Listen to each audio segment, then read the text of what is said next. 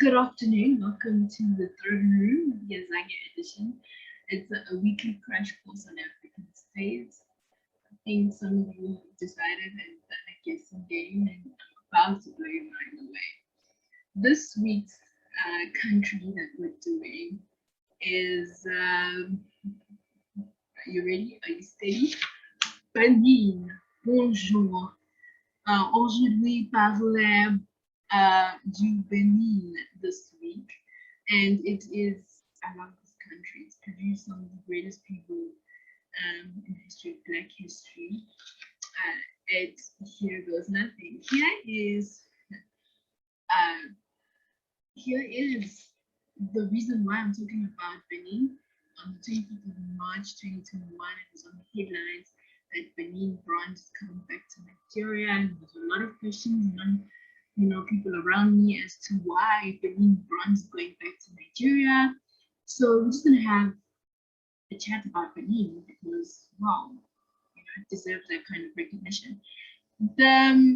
I think you can recognize the two people that are put on this presentation, but if you don't, this is Jaimin Hitu here at the bottom. He is an accomplished actor. Some of you know him as Kamora Simmons' former partner. He is just a phenomenal actor. I think you should check out Black Diamond. He's on that film.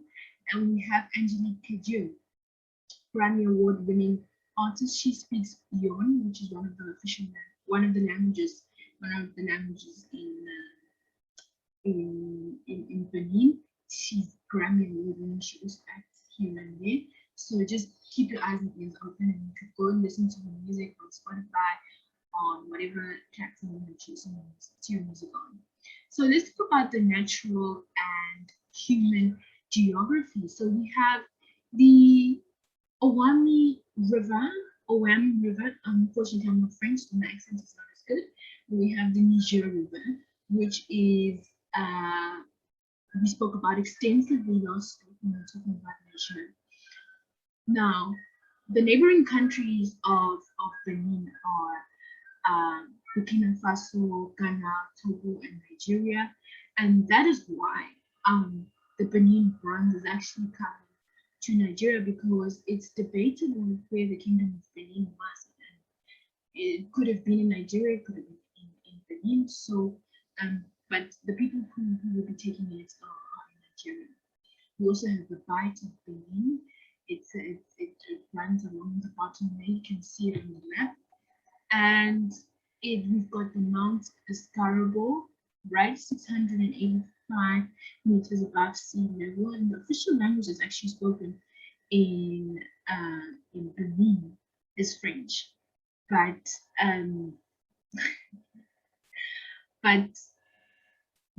there's actually 55 languages in the country, and the popular of which are Afon, Yoruba, Bariba, and Dendi. French is actually only spoken by 35% of the population, so c'est bon.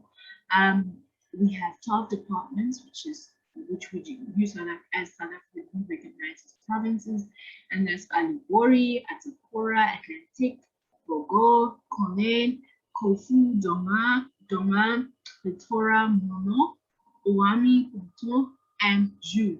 So those are the countries. Those are the departments or provinces in our South African language that we recognize. So the politics in Benin is very interesting. They actually are a democracy. They have a president, which is elected by its people, who runs for one term is 5 years, and he or she is only limited to 2 terms. What's really exciting, and one thing I love about Benin, is that when you run for president, you need to go through 3 medical reports that certify that you are capable and you're sane to physically and mentally able to run for presidency, which is really, really nice. And they have an age limit of 70.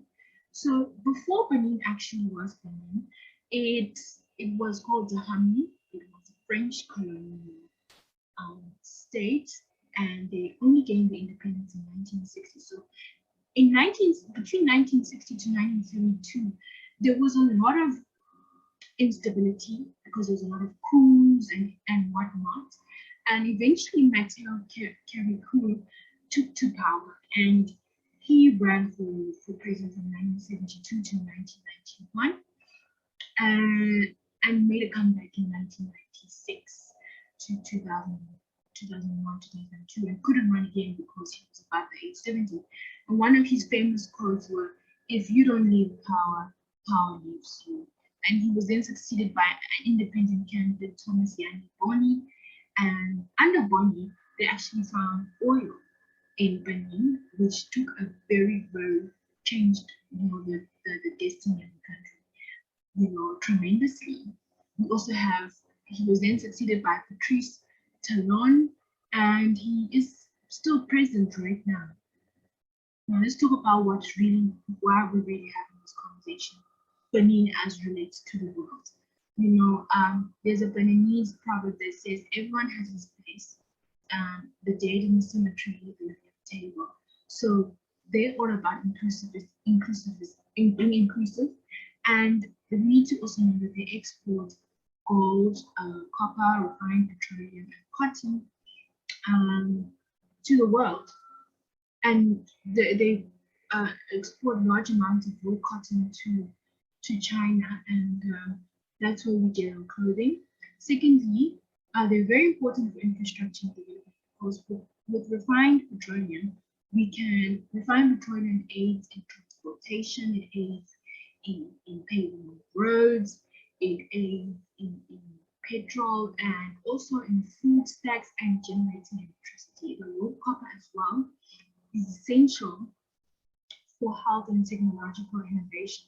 So Benin is a big part of the global community. Although it's a small country, although it doesn't always hit the headlines, it is a country that has, contributed tremendously to the success of our global community. So I'm going to just let you guys listen to a snippet of Angelique culture, and I'm looking forward to being with you next week.